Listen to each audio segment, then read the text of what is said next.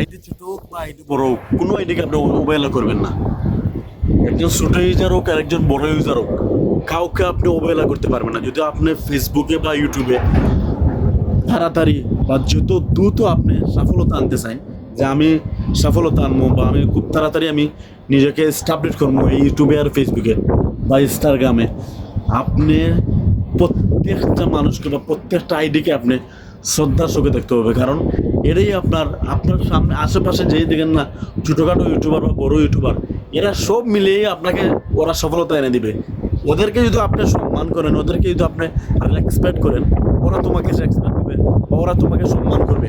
দেখুন, মানুষ একা একা কিচ্ছু করতে পারে না, একজন আন্ডারে মানুষ মানুষের লাইফকে গুছিয়ে নেয়।